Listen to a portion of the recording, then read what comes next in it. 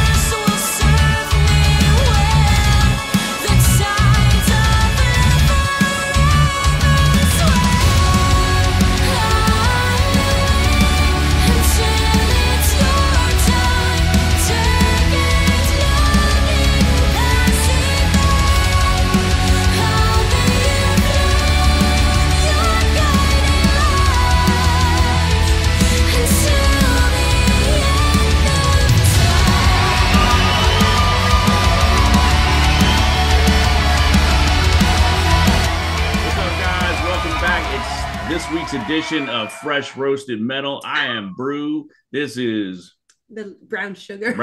She was going to say the lovely brown sugar. You are lovely. You are lovely. I was going to say You're that. very lovely. Oh my God, that's so funny. Yeah, the lovely brown sugar, man.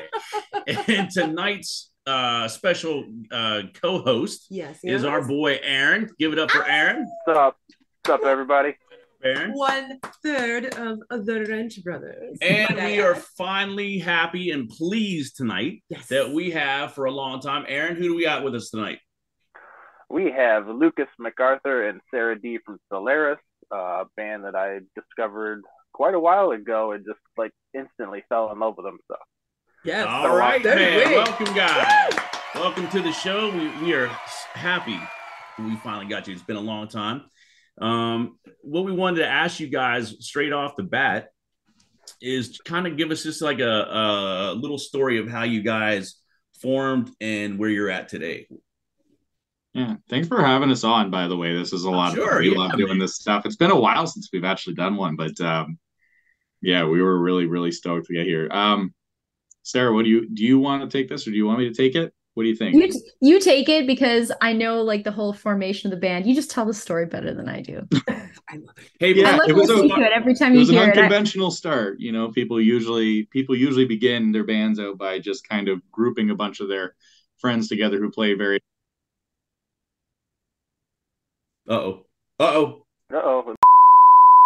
While Lucas fixes his technical issue, I will continue answering the question. Okay. And so Lucas was mentioning, we kind of started in a slightly more unconventional way.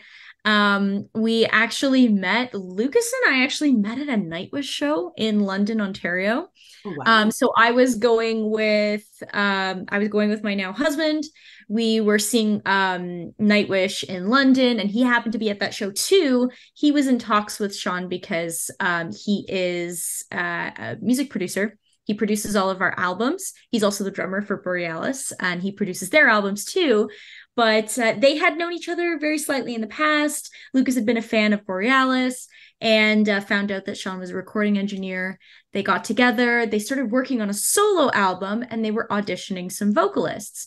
And Sean had said to me, oh, this stuff's really cool. Like, you should consider just sending a clip. Like, I can just send a clip of you singing a couple lines of, I think it was Prayer for the Fallen. Lucas will correct me on exactly what the track is, but I think it was the song that was going to be Prayer for the Fallen. And it just, he introduced the two of us, and it kind of just went forward from there. And I jumped on the project, and Lucas had already written a lot of the vocals and a lot of the lyrics. So I kind of just took that and performed the majority of that first album, did 2 guest spots with Matt Marinelli from Borealis. And then we decided that we really enjoyed working with each other, and we wanted to formalize and become a band. And then, things sort of started snowballing from there. That's very cool. Now, when you guys got together, could you feel like, hey, there's Lucas? No, still can't hear you. Okay, he thinks he's got it. All right, he'll figure it out. He'll be back. So what I was gonna say, so when you guys got together, did you automatically know like the chemistry? Did you feel that connection through the band? Like, hey, this is gonna be something that's really cool. I didn't feel it until I heard my vocals with the demo track for the very first time, because I really was kind of going into it not really knowing Lucas all that well, and I hadn't had a chance at that point to spend a lot of time with him. And when it really kind of sunk in for me was I did the little snippet. I believe it was what is now the second verse of Prayer for the Fallen. I listened to it. Sean and I sat at the computer, and he's like, yeah, this is really good. When we realized that we had a lot of really good songwriting chemistry was not until the second album, Darkest Days, which was where we really got to sort of try out our collaboration skills together and start co-writing. And that was when I think we truly realized from like a collaborative, deeper potential. But the sort of like, wow, this is really clicking, that kind of happened as we were in the process of recording the first album. Very cool, man. Do you feel, all right, because we are, but do you feel like a spiritual connection to to those like that you create things with, like art wise? Yeah, for sure. Absolutely. And that's something that is very important to me. And I don't often feature on a lot of other band stuff. I mean, I do work with Borealis. I've done a lot of work with them over the years, but you won't see me on a ton of like other features for other bands and other groups, because for me, there's a very important connection when you're creating with somebody. Absolutely. There needs to be a compatibility. And oftentimes as well, I really look for people to work with that have the same goals as me musically. Yeah. And we can really sort of take this as an opportunity to lift each other up as creative people. Wow. You just chilled me, Sarah. You just chilled me. That's cool. Wow. That's cool. That's cool. The reason I like that's because that's kind of like how her and I are, and this is how we view our channel. Mm-hmm. That's the way we like it. It's kind of like an interactive channel. Man, well, it makes it a very authentic experience as well. Like I really noticed that difference when I watch channels like yours versus some other channels. Not to say that they're bad or anything, but you really do get a sense of this very genuine, excited, connected energy, and that really comes through in both of your dynamic, just sort of in the way you do this together for fun, but even as you present yourself into the world and when you listen to music. I always smile when I see your videos in my feed. It always makes me really, really happy. Well, thank you. I watch it and I'm like, I instantly just like feel amazing when I watch your content. So. Thank you so much. Wow. I mean, the way that we've always the way that we have approached everything is just kind of the way we are. What you see is what you get. It's always just out there on the table. Him and I, we're of course, obviously avid music lovers. We're all over the map. Yeah.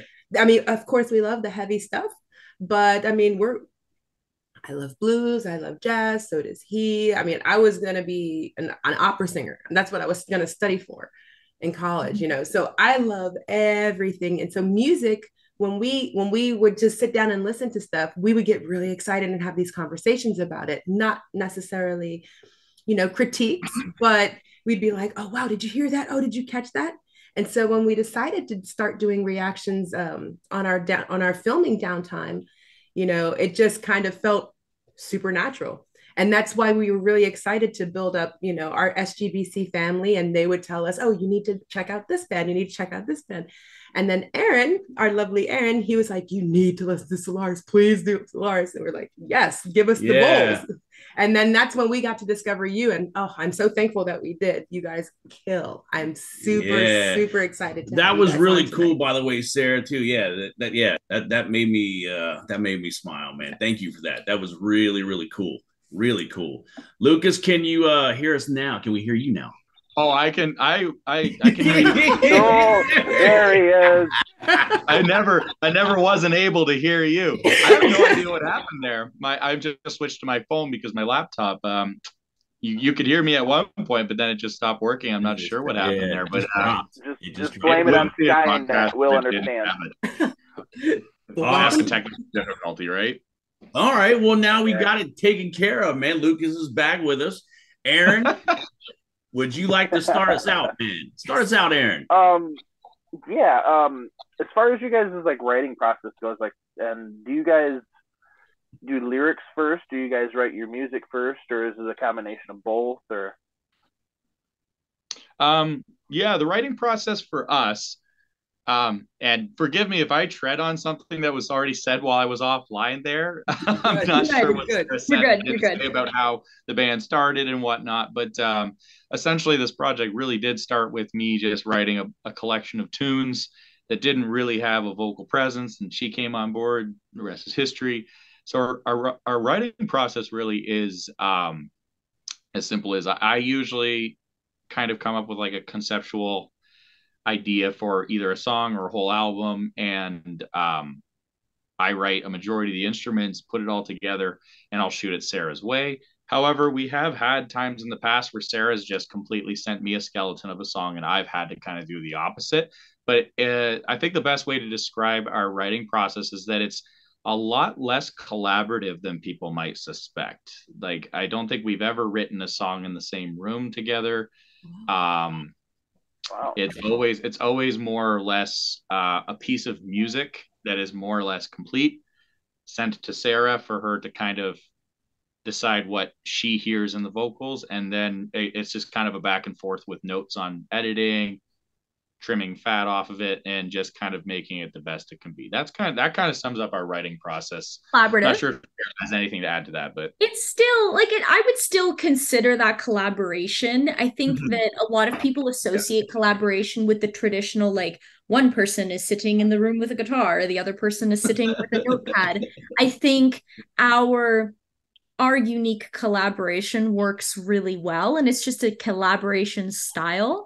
It's kind of like sometimes we'll do synchronous collaboration, especially in the last album, where we'll just be like on a video call and we'll be working through a couple of things, just getting some notes, or if I'm stuck with something.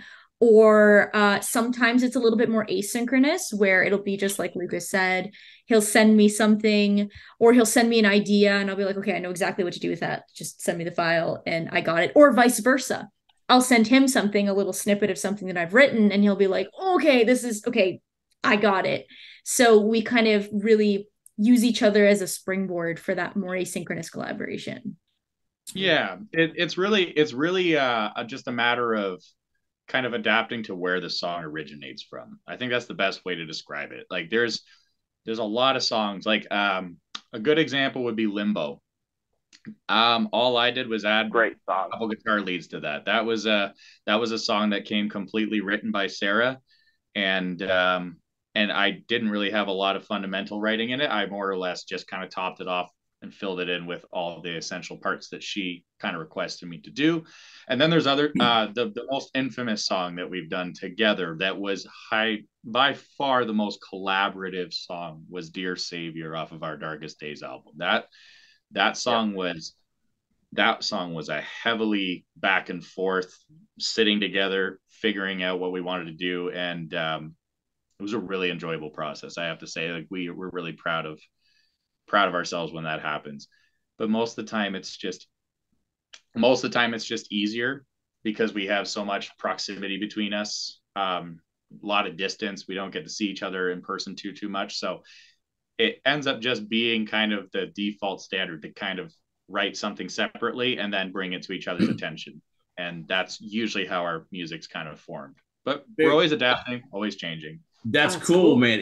Are there times where like if she's like, let's say she sent you some lyrics, is there times where you've had songs come where you could just instantly connect with each other in that point of view and then just play a part or a solo? You know what I mean? Like, have you ever had that point where it inspired you, I got that, and then laid down the part? 100%. 100%. Awesome. I literally have, this is kind of going into the future of Solarus a little bit, but I'll kind of like talk a little bit about that. Okay. There's literally a demo written right now that was born of a little piano ballad she sent me, and she just kind of sang over a little bit. And the piano ballad part was so beautiful, but there was one particular line in it that grabbed my attention, and I said, that sounds amazing. I think I could write an entire like fast-paced, heavy song behind all that, and I did just that. So there's definitely a lot of opportunities there where Sarah inspires the hell out of me as a writer. I don't know, like I tell her that all the time, but I really am her biggest fan, and it's really a pleasure to write music with her in that respect, because she brings a lot out of me I didn't know I had. So yeah. Likewise. No, likewise. I would definitely have to echo that, because there are some instances, like a good track that would be a great reference that's already been released is the song The Wandering. That song was, Lucas had sent me sort of like the instrumentation of the song. He gave me the idea. And then there was just sort of like a little bit of a reference melody here and there. And I looked and was like, oh my God, I know exactly what to do. Laid the song down in like less than 10 minutes and sent it right. It was like, it just inspired me to just write the entirety of the track. So we definitely have a lot of those moments, and there's a lot of opportunities where I wouldn't have pushed myself musically to that same degree if I didn't have Lucas, I didn't have his inspiration, I didn't have his music to be like, actually, you could try this, or actually, here's an interesting guitar part of something like a texture that we've never heard before. And it's things like that spark that moment of inspiration, which is, it's amazing. It's priceless. It's fantastic. That's a very cool connection to have as a band, especially in a time where a lot of bands can't stay together for whatever reason, because of life reasons. So it's cool wow, man, you guys are really hitting me, man, because this is good to hear. This is good to hear. We love to hear creators talk about this thing, because this is what we do. This is what the whole goal of our channel for us is just to spread light as much as we can, man, through music. Absolutely. Yeah, just inspire people through music, through your music and other people's music. That's why we do these things, man.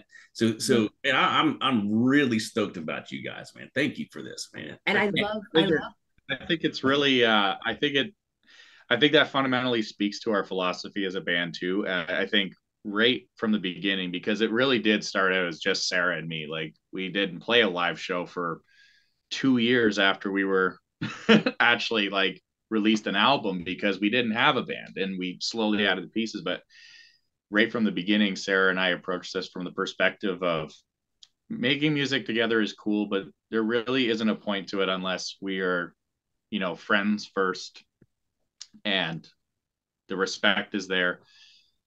It breaks my heart to see like, we've known so many bands. I've known so many musicians who've ended up in a situation where they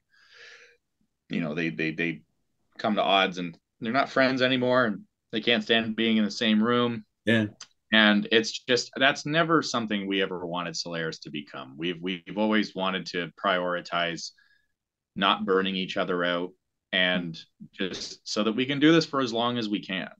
And this is what we love, and there's no room for that kind of animosity in there. So it's definitely a struggle when you're passing your musical ideas back and forth at your creative little babies. It definitely gets sensitive at times, but at the same time, I think that Sarah and I have been really adamant about communicating through it and reminding each other that, you know, we wouldn't be able to do what we do without each other. So it really is at the core of our philosophy to be that way, to bring the light, as you said. Yeah.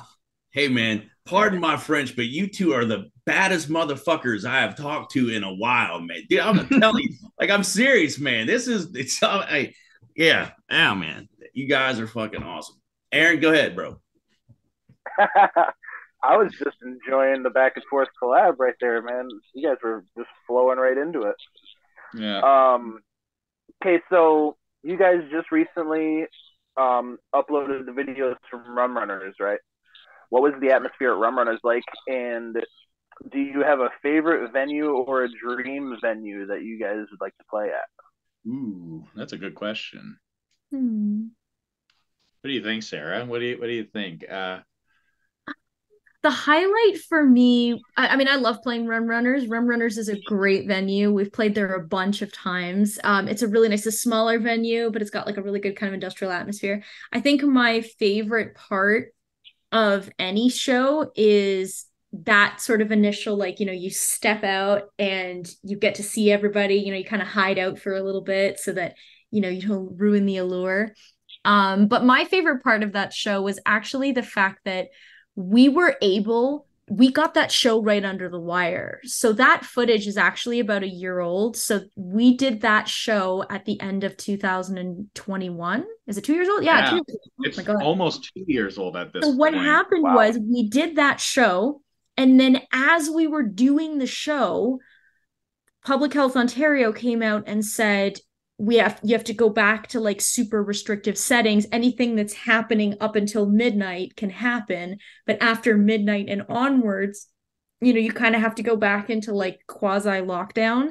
So the fact that we were able to give people that opportunity right before Christmas time to experience a show and to just get some social connection again, I think was a really humbling, very, very important part of the show for me. And just a quick addendum, my dream venue to play, aside from, you know, I don't know, selling out a stadium or something, probably would be the Opera House. I've seen a bunch of shows there. Me too. Absolutely. Never played the Opera House in Toronto before. I'd love to do that.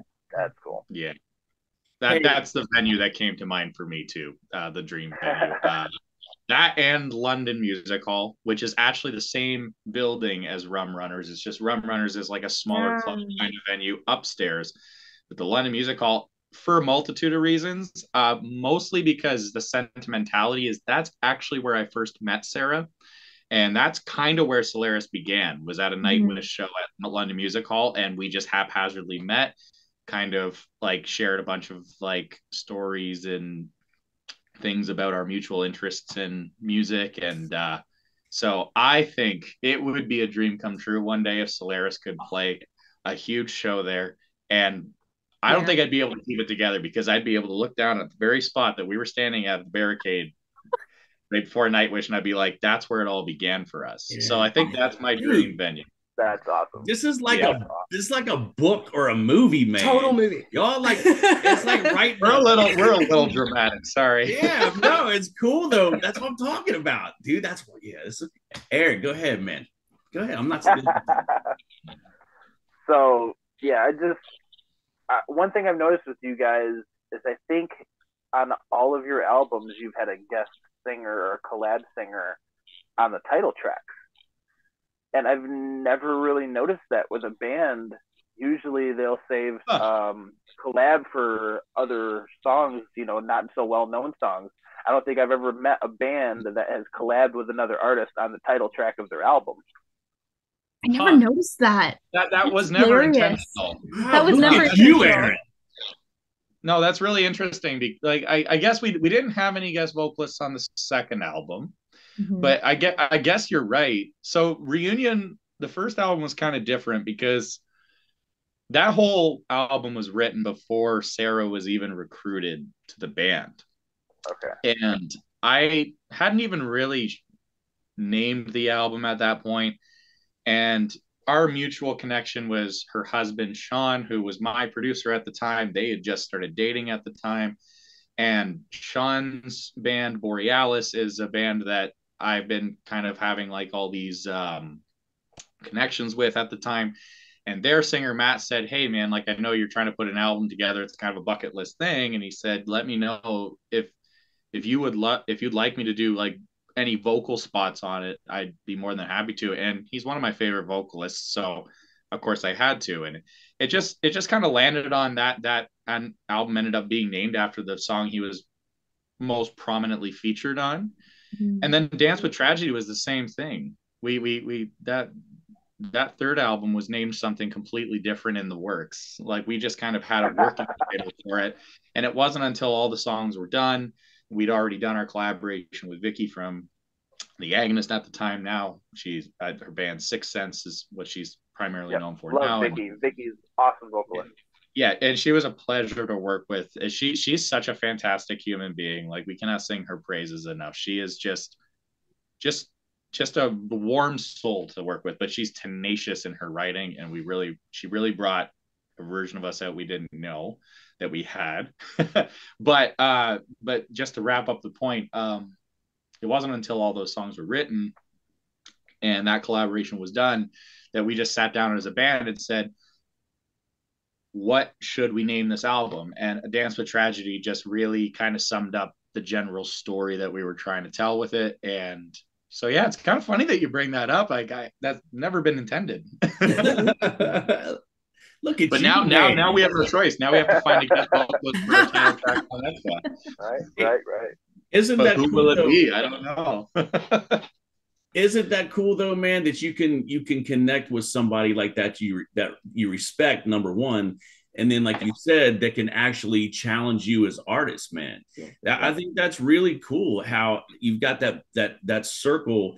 And like, as we were talking earlier with Sarah, I think that you also draw those people to you by the type of music that you play and the type of music that you write. And as you were saying earlier, Sarah, like the same belief systems as you have and things like that. Right. Mm-hmm.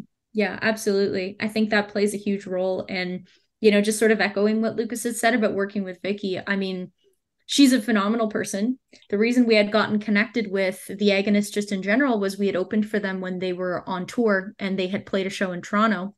We ended up opening for them, hit it off with them really great. Super sad that they're not a band anymore, but obviously wishing them all the best and sending them all the good vibes. But we connected with Vicky, and working with her was an incredible experience. I mean, she really showed me as a female vocalist how far I could push my boundaries and how far I could really push a song from that kind of perspective, and sort of seeing another female vocalist that's a little bit further on in her career, it was very nice for me to sort of see like, okay, these are areas that I can work on. This is where she's handling herself very professionally. Okay, let me take some inspiration from that. So she's very inspiring to me personally on that level as well. And I feel like I learn a lot from her, and I really just respect how she works and how professional she is. So yeah, I mean, I can't say enough positive things. It was an incredible experience. Very cool, man. Aaron? Yeah. What do you guys have to talk about, like your gear and setup? Like, do you guys have a favorite track? Do you guys your pedals, stuff like that? Is there any favorites do you guys have for like live performances versus in studio?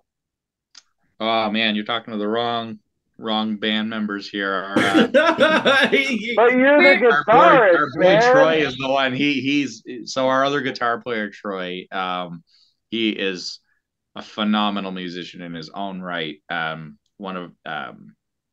He joined the band back in 2019 and 2019, 2020, somewhere around there. Anyway, yeah.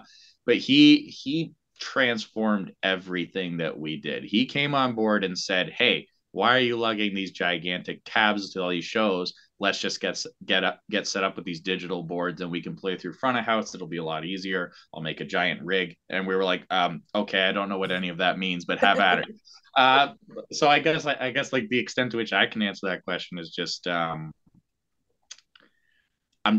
again not intentional, but every member of the band, we all play Ibanez. Both guitars and bass are Ibanez. We just gravitated towards those guitars. Me and Troy personally play out of line 6 Helix pedals that kind of have all of our tones stored in one little digital unit that we can just transport around with us, so that we don't have to lug gigantic amps to a venue. We can just plug directly into their PA. And so that's kind of like how our technical setup is on that front. As far as drums are concerned, I have no idea how to talk drums. I'm just a lowly diamond. Yeah. Yeah, I have no idea what Sarah does for her microphone setup. So my mic setup right now, I'm using, I don't know why I'm looking around. It's not even here. It's downstairs in my big bag. I use a Sennheiser right now, just a Sennheiser Dynamic. I can't remember the exact one that it's called. And I'm old school. I just use a cable. Probably eventually I'll upgrade to a wireless. But there's something very fun and tactile about having the cable. She says, as she tries not to trip on it at every show. And my in-ears right now, are Shure, and my pack for my wireless my in-ears is, I can't remember. I'm really not good. I have a pack that I use. We're the my tones all come non-gearheads. We're not the tech people. Yeah, you're the non-gearheads. Literally, like, next time you're on, you'll make sure to grab Troy. Sorry. Hey, Sarah, I wanted to go back to something you said a little while ago about like being on a big stage, on a dream stage, right? I always like to ask this question. As a band, and since you two are here, what would be your ideal stage fun setup? Pyro, lasers, whatever. If you could have that budget, what would you want to do, Sarah? What would I want to do? Yeah. I would definitely invest in some fans because it gets hot up there. In terms of fire, I wouldn't want to add any kind of fire. I have a lot of hair and, no occupational hazards here. But I think we could have a lot of fun with, I was actually just recently looking into this, having some light up stage risers, those boxes that people stand on, and, they kind of light up colors. That would be really cool. And then just something that will allow me to get up and down into the crowd a little bit more. I mean, obviously we're not even close to this, but some bands like, Taylor Swift kind of has that like channel where she can sort of run up the middle into the middle of the crowd. Something that would allow me to interact with people a little bit better and allow me to sort of have more of those one-on-one moments or moments with the people in front of me.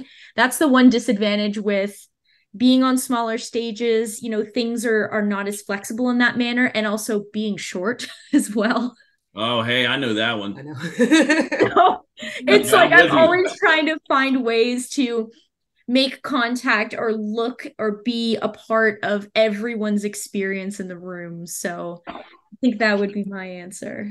Right on. And I love that because sometimes you find like the bands, they just want to just kind of perform and they want to have like that kind of a barrier. You know what I mean? I find it really, really cool when creators want and musicians want to be a part of their audience's experience, because you're there to perform.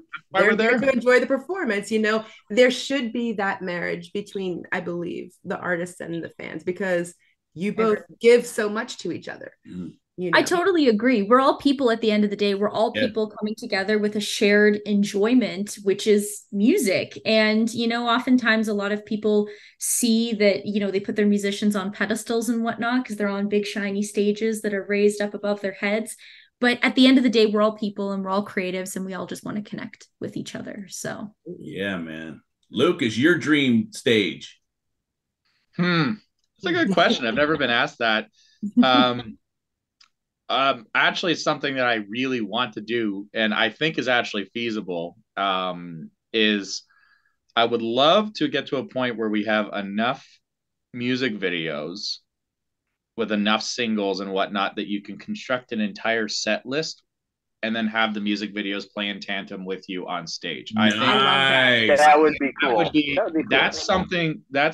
That's another thing about that same venue I mentioned earlier, London Music Hall, that if we ever got a chance to play that venue, I would definitely see if I could invest in the video portion. They have a nice big digital screen behind, and I just think that would add a whole other dynamic to the set list. And what I would probably want to do is set up the set list in a way where you play the music videos in the order that they were released, so that you can see the growth of the band. So dude, that's awesome, man.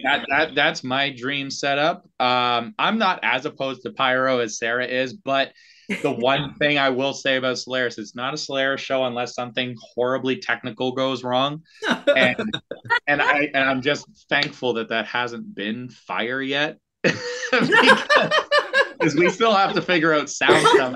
Don't say it now. Show, you said it. Yeah. Every single show, it's gotten to the point now where, like, even at our last show I was playing, my guitar just stopped working during one of our songs, and I just looked at it. I was like, 1 second. I just walked backstage. I fixed it. Didn't skip a beat. My heart rate didn't go up. I just came back out, switched my cable out, and it was fine. Like, it's gone to that point where I just don't care. Like, it's not a Solaris show until something goes catastrophically wrong. But we work through it like pros, and we just have fun with it. I love that. So you guys being apart from each other, how does playing gigs or / touring, how do you guys figure out the logistics of this? Oh, good question. Because we live so far away, we've constructed a rehearsal system that kind of allows any given member who's available at any given time to rehearse. And if members aren't available, they don't have to necessarily be present to rehearse. So what we've done is we've constructed a backing track system with our in-ears in our mutual headquarters / jam space. And we've all recorded a track of us playing with one another, so that if any one of us is missing at any given time, we play together, and then whoever's missing, we just play the track along with us. And it's kind of like the we're there in spirit, so to speak. It happens a lot with Sarah because, unfortunately, because we live so far apart, like, it's not uncommon for Sarah to not be able to come down for a rehearsal more than once or at all if we're preparing for a show. But she's a consummate professional. She always shows up prepared, and that way we can still play along with, like, her vocal track that she recorded in the jam space with us one day. And when show day comes along, we basically just have a system of setup, and we just have a routine where we have click tracks in our in-ears. We have a little British man telling us what's, like, the songs coming up and everything. We got a whole Brian. Yeah, KTS Brian. His name's Brian. Yeah, talk to speak Brian. Yeah. So but yeah, no, like, so that's kind of our setup to accommodate the distance, because it is hard to set up rehearsals. It's very rare to have all members present at a rehearsal at any given time. Yeah, it seems like this is not a new thing, but it seems like I see this a whole lot more from the bands that we talk to. For instance, our family Illusionary over in Australia, they're kind of the same way. Like, Wade, the singer, he lives way out in Australia, whereas the other guys live out more toward the city or whatever. So I'm seeing that in a couple other bands we talked. I'm seeing that more and more. And I think that's kind of like, it feels to me anyway, I'll get your guys' opinion on that. It feels kind of like that's kind of the future, maybe. It's the industry standard for sure. Yeah. It just reduces your entry of barrier to, like, 15 years ago, if you didn't live in the same city, you weren't eligible to be in a band with someone because you needed to be there. Yeah. Now, you don't need to worry about that. You can have a band member that lives across the country, as long as you agree to meet up for, like, live shows and stuff. You are completely fine. Oh yeah. I'm not sure. Yeah, and I don't know if I've ever asked Sarah what her perspective is on this, because she's obviously kind of in the position where sometimes she just shows up and she's ready to perform, and I don't know if she has any nerves attached to that, because she's like, I don't know if these guys are well rehearsed or not because I haven't been here supervising them. No, not really. Yeah. I mean, when I'm rehearsing from home, I have all the instrumental tracks to all of the albums and all of our stuff. So what I'll do is I'll stitch a set list together and I'll do it myself. But I never have a worry about that. That sort of thing doesn't really cross my mind, because I think all of us as a band have the same level of desire to have fun and put on a great show. I've never had an issue where I've showed up and been like, oh no, are they gonna like, is somebody gonna forget? Like that's never been an issue. I think because we have that common ground of like, okay, these are the backing tracks. We all have them. This is the click track. We all have them. And so it's never really actually been a concern for me. I can say that with 100% certainty. I've never shown up to a gig and worried that anyone was going to not know their parts. Well, that's good. And if not, worst case scenario, sometimes you just go with it. But thankfully that's never happened. So we're good. Sarah, when did you know that you wanted to be a vocalist?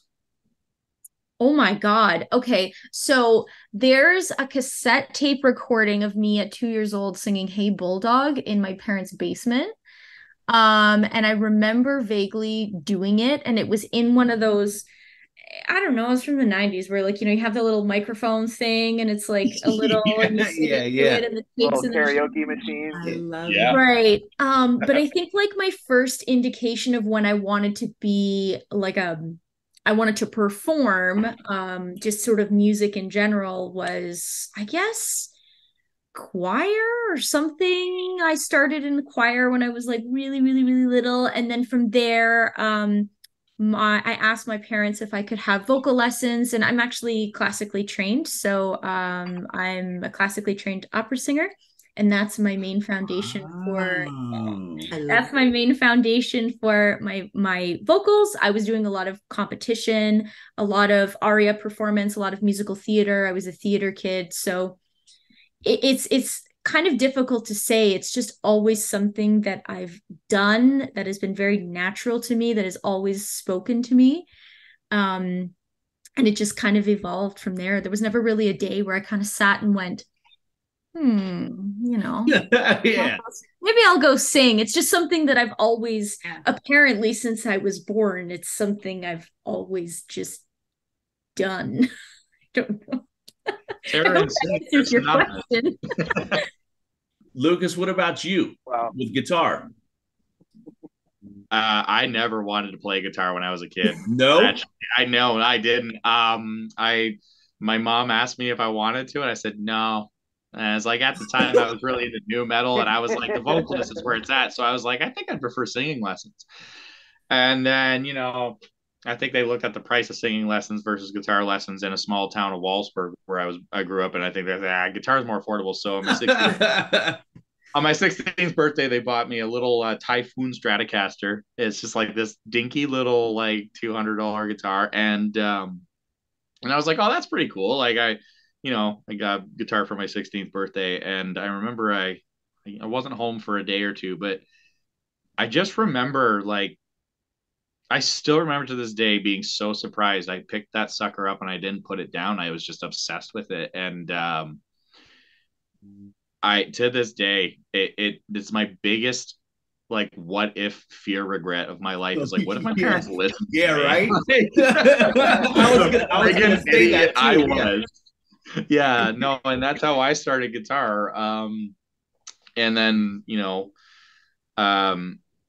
most like I took lessons from kind of a local guitar guru that was a friend of the family, and he Bill Morrow, he was just my mentor, and just one of those guys that just had his like guitar studio basement with his like 8-track recorder, and you go down there and he'd just be ripping blues and jazz and stuff, and he taught me everything I knew about the fundamentals. And And then I was self-taught from there. And it's been mostly just me kind of growing and evolving with just random challenges that came in my musical career, whether it be auditioning for a band that was way out of my league, or the drive to just tell a musical story. That's kind of the extent of it. I think I'm more of a I consider myself more of a songwriter than a guitar player, but I know my way around the neck enough to get by. So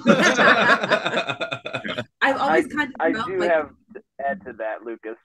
Your sweeps and your scales are probably some of the cleanest I've ever heard, and I'm not even joking. Well, thank you, Aaron. I appreciate that. We really try. I don't think Sean edits my guitar too much, but you never know. Maybe he makes me sound better in the studio than I actually am. And if he does, well, I've seen some of the Instagram lives with you and Troy too. So yeah, I have been told that. I have been told that Troy and I do play pretty fun, clean sets. So like, and even when we don't, we're just having a blast. So no one notices if we screw up. So it's great. Oh, I love that. I've always kind of been of the mind, like when it comes to musicians and artists, that it's almost like a Harry Potter moment.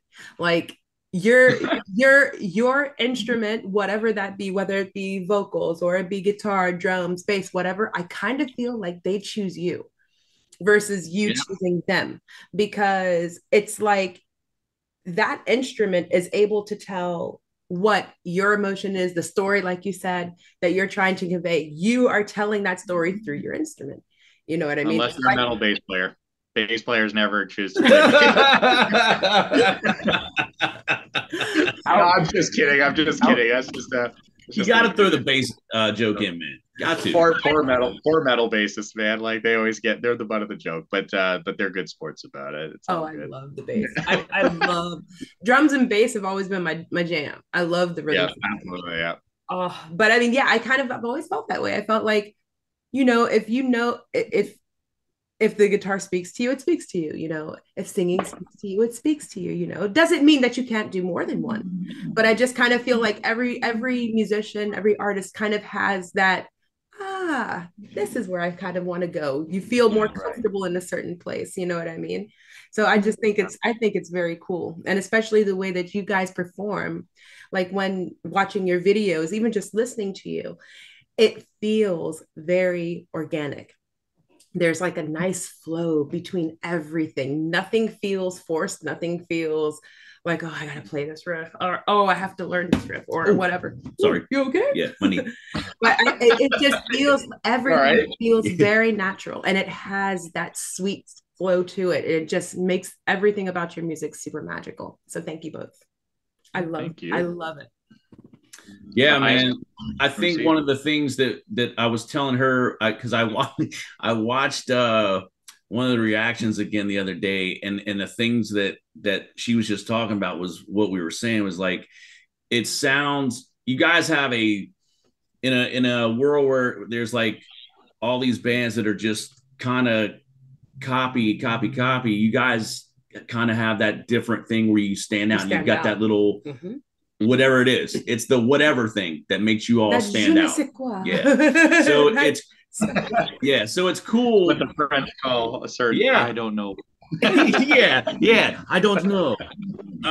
But yeah, that's what stood out for me, was like, you can hear, for us, because we feel the music as well. So it's like when something speaks to us somewhere inside, whatever it is, whatever's touching us, if it's the guitar or vocals or whatever, that's what it's about for us, man. It's just having that, like you were saying earlier, that there's just an organic feeling to it. And when you find a band that you really like and it hits you, then that's the thing where you want to start going out and saying, hey, listen to this band, listen to this band, listen to this band.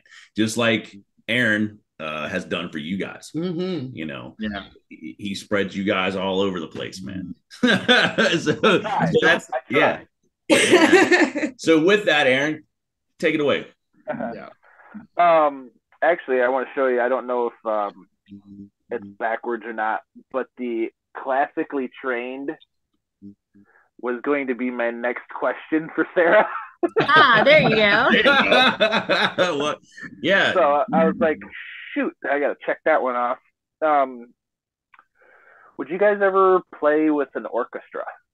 Ooh. I would totally. Dream, man. We should have answered that in the question. What's your live dream? I didn't even think of that, but oh my god, playing with a live orchestra. I'm a sucker. Like... I'm a sucker for orchestra. Two of my favorite albums are the Metallic album. Yep. With I can't remember right off the top of my head what it was. Yep. S&M. Yep. And then the Alter Bridge live at Wembley is an amazing live album too. Totally. I really love I think it's Dream Theater's performance at is it Boston? I think it's their live performance in Boston where they play with a live orchestra, and it is just an incredible live performance. That's a dream, man. But it's just so expensive to pull off. I'm a band geek, so I had to ask. I'm a band geek. Yeah, I would love that. I mean, I played an instrument in orchestra as well, so I have like a very sort of tie to that. Like I mean, it's not really like an orchestra, but I love listening to like Two Steps from Hell. Evanescence did their I don't know if it was a special performance or if it was a tour, but they did a lot of sort of performances and interaction with live orchestra, and I love that. And even like in school, like when I was in middle school, I loved Apocalyptica, and I loved listening to their so I have a very deep tie to classical music and orchestra and classical representation, if you will. So, I mean, if somebody asked us if we wanted to do that, I would jump on that so fast. I would rearrange my entire life to make that happen. Oh god, it would be really fun to do like a seated venue to do that. Like have like a nice theater seated, like kind of like almost operatic performance that would because it seems a little pretentious to want something like that, but there's just nothing more classic about the presentation of music where everyone's just seated and you get to just present the music to people. Absolutely. That would be amazing. Yeah. Oh man, that would be so fantastic. That was a good question, man. Let's hope that you guys get to do that one day, man. We'll all hope that. That'd be great. I'd love to be there when you guys do that, because that would blow my mind. So, guys, we've reached the part of the show where I have to ask the big question. Yes. Okay. So this is a question that we need to ask you, and now even more since we know you now. Oh yeah. We are in the midst of making a barbecue festival, Barbecue Fest for it's called the SGBC Barbecue Fest. So when the time comes, which we're projecting for next year, that's our goal. When the time comes, would you guys be willing, if possible, to play our Barbecue Fest? Well, we never rule that stuff out. It's just a matter of making sure that everyone can actually do it. And that's always the tricky part of this stuff. But we are at that point where we've really treaded the same kind of ground in Southern Ontario a few times, and we're definitely at a point where we would love to branch out and do stuff like that. And we welcome all invitations to do that stuff. We encourage everyone to reach out to us. Oh yeah. We always promise that if we say no, it's not because we don't want to. We got you. No, understand. Yeah, absolutely. Guys. Yeah, absolutely. Yeah. It's something that we're looking forward to, and we would love to be able to share that with you all as well, man. Aaron, did you have any a last question for Solarus tonight? I just any hints on the new album? I know you guys have been in the studio. I mean, we're not really ready to present anything concrete.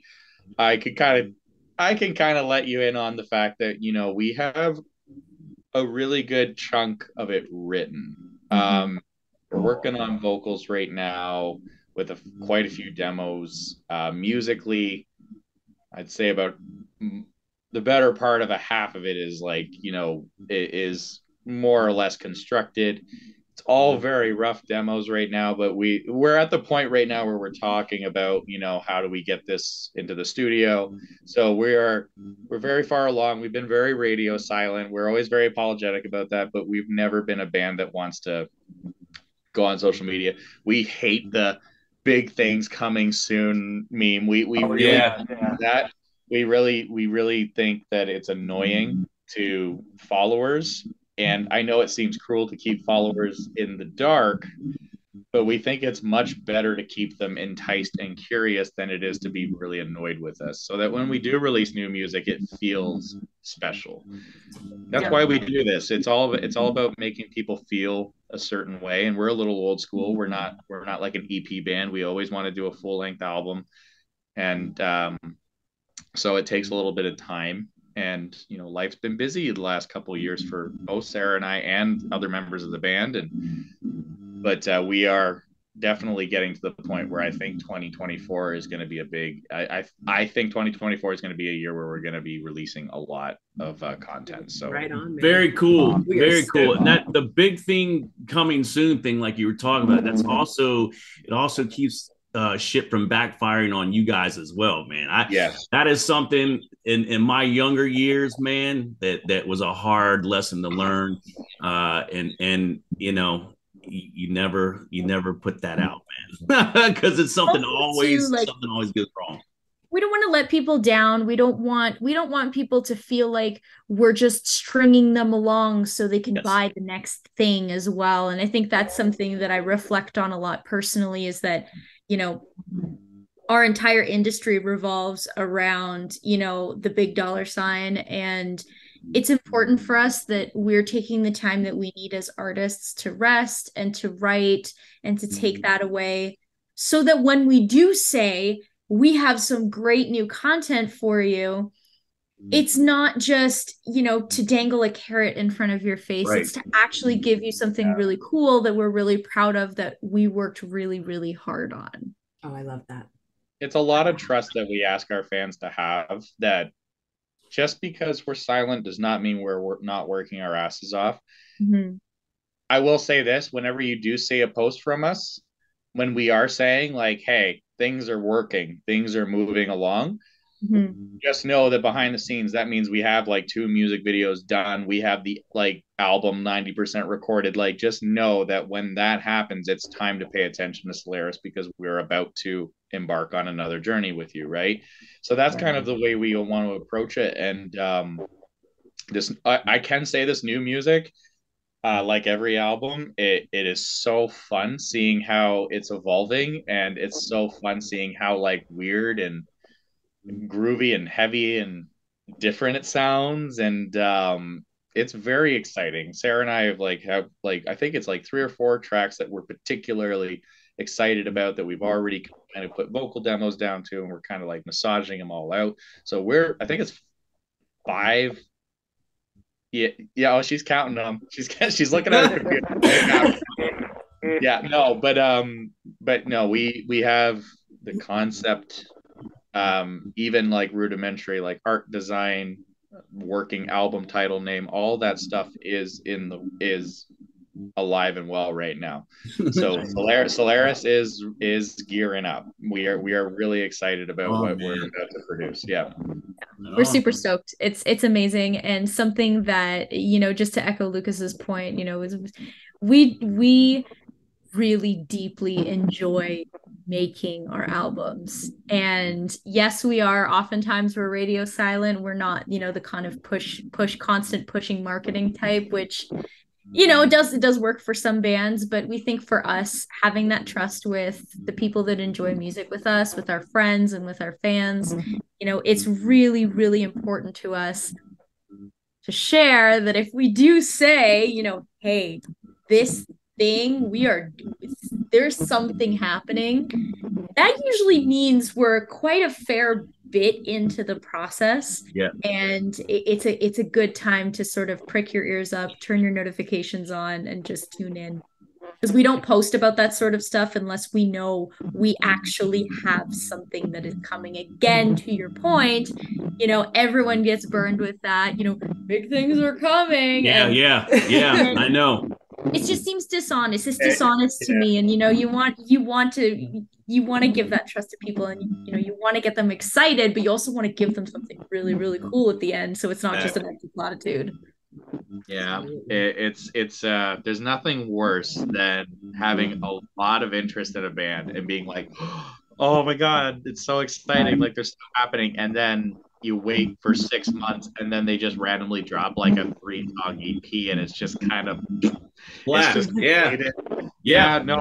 And you know what? And the thing is that's a good thing that Sarah said was that we're not really a marketing type. We've had the opportunity to pursue labels and stuff like that in the past, but we just fundamentally believe that what we're doing is good for us. We are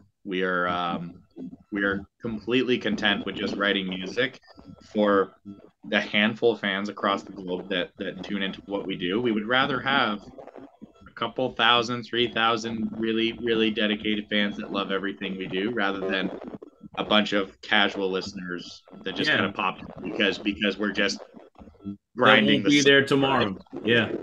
Well, I mean, your music doesn't seem like your music doesn't seem like it would be something that you could just put out 3 or 4 songs and then just because it feels like it's telling a story. You know what I mean? So I mean, if I was to hear just an EP, I'd be like, but wait. Where's the rest? What happens? Yeah. You know what I mean? It's a beautiful thing that you guys are kind of old school, and the fact that, hey, I'm not going to spit out 5 EPs in a year. I want to give you something that's substantial, something that has some meat to it. You can enjoy it. You can put it on for an hour and kick back and listen and just enjoy the whole story of it. And I think that for me, I find that to be a little bit more enjoyable, at least in my opinion. We're living in the age of, short form content, just pushing it out constantly. And I think the fact that we're independent, the fact that we take things at our own pace, and the fact that we're not pressured by any kind of, labels will often say, okay, we have to do 2 releases this year. Even if it doesn't feel authentic to you, even if it's something that you're not proud of, it's like, okay, well, the label says, and they own our publishing, and they want 2 albums this year, whether you want to give it to them, whether it feels right. And so I think that's where we have an advantage now as independent musicians, that we can really put our art out in our own terms in a way that is going to feel the most authentic to all of you that are listening to it. Because at the end of the day, this is how we connect with you, and this is how we connect with ourselves, and this is how we connect with, other personal, spiritual related things. So it's important that we're doing that in a way that is dignified, not just to the people listening to it, but to the art itself. Wow, dude. Yeah. Oh, wow. Very cool. I'm so glad. Seriously, listen to me. I'm so glad you said that, because dude, we just were talking about this not too long ago. Live music, especially for everybody, whether they realize it or not, it's church. It's a congregation. Church. You're going there to commune for the same goal, and that's the band. And then the band gives out the energy to the audience, and hopefully, if it's a great show, it's reciprocal, where the audience gives it back, and it just keeps going and going. Those are great shows. Those are great shows when that happens, when that lines up. I am so, dude. I see. I'm getting stupid here, man. No, dude. Our motto for a number of years now, ever since he's not in the band anymore, but he's still one of our dearest friends. Nick was our drummer during the Darkest Days album, and he said something that has been our motto since that day is we make music we love with people we love for people we love. I love that. Dude, that's beautiful. Absolutely, and that's fucking beautiful, man. And nothing comes in front of that. If we can't accomplish that, that's our mission statement. And I think a lot of bands would do well to kind of think about what their mission statement is, because I think at the end of the day, all of our bands our bandmates unanimously agree that as long as we're chasing that goal, we will not have any regrets about what Solaris does and where Solaris ends up. Oh, so wow, man. I can't even tell you guys how great this conversation has been tonight, man. Seriously, man, like I said, you guys, when I it's one thing to connect on music, but connecting with you two as people, man, and feeling the realness of it. I got to tell you, man, it's been a while since we were doing the reactions and things, man. But this tonight has been a rekindling for me, man, so to speak. With you, dude, man. That's why we do this. I appreciate you both taking your time to come and hang with us, man. I'm so happy. I'm very happy with this interview. Me too. Likewise, this has been absolutely wonderful, and it's been a great opportunity to get to know you guys better and to hang out with you guys. Right, I get to meet you guys in person for once. So exactly, man. We're people, right? And we're all connected with the same thing. We all love the same thing. So no, this has been really, really amazing. Thank you so much for having us, for hosting us, for preparing this. This has been a really amazing experience. Glad guys, to do it. Hit us up on socials, like add us up on Facebook, Instagram, whatever you do, so that we can keep in touch. We love connecting with people over this stuff. Aaron, that goes for you too, man. Like we all want to keep in touch with the people who support what we do. Yeah. It's the least we can do. Absolutely. Yeah. I just wanted to say thank you to both of you as well.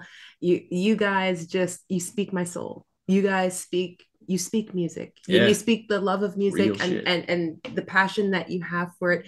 You guys, I'm looking at both of you and it's like your musical twin flames, man. Yeah. And I absolutely I am just so enamored by you both, and I'm going to be like one of your biggest cheerleaders as well. Yeah. Because I just really, really, really want to see you guys succeed and grow. You know what I mean? It's because you love what you do, and you can see it, you can feel it, you can hear it, it shows. And like he said, now that we've gotten to meet both of you as individuals, as people, it brings that connection in a whole lot more. And I thank you both for everything that you do, because it really touches you here. And especially the fact that you guys have that desire to just do your thing and be true to who you are and true to your music and true to your fans, especially as independent artists. That's something that I really get behind. Hey guys, the feeling's reciprocal. The old saying, if a tree falls over in the forest and no one's around to hear it, does it actually make a noise? And bands are the same way. Bands do not really exist without people who are there to support what they do. So no, thank you very much for the opportunity to talk to you guys and connect with you guys. This has been a lot of fun. This has been a blast of a conversation. It's been a while since we were able to do one of these, and man, we always have a good time. Well, hey, please feel free. Anytime. Know that listen, you're now a part of our SGBC family. So you guys, please feel free anytime during any of our lives, any of our premieres, whenever. Please feel free to join in and just be like, hey, what's going on? This is now your home as well. Yeah. So please, again, feel free anytime you like. Hit us up. Any news you want to share, we'll be more than happy to share it and put it out there as well. Anything that we can do for you guys, please let us know, because we are very happy to do so. Man. Hell yeah. Aaron, last but not least, Aaron. I had fun, guys. It was really nice to finally meet you guys and talk in person, and, outside of YouTube and Instagram and stuff like that. And I like, you can tell, you can ask these two. I was nervous because I was like, I've never done this before. You were great. Like, we're just hanging out, man. Just hanging out. So yeah, it was an awesome opportunity. And thanks, Greg. Thanks, Mama, Sarah, Lucas. It's been a pleasure. Pleasure, Solaris, my love. Thank you so much for introducing Solaris to us and for being here with us tonight. We love and appreciate everything that you do, my friend. I have to say, this is a first for us to have someone who kind of facilitated the listening experience on with the conversation. Yeah, it's cool, huh? I have to say that was a first for us, and that was a blast. Yeah, that was amazing. That was a lot of fun having you on, Aaron. That was really cool to connect with you over an actual conversation. Yeah, it was awesome.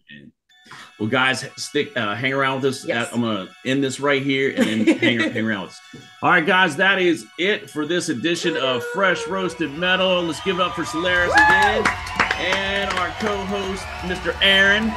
All right, guys, we will see you next time on Fresh Roasted Metal. See you soon. Peace.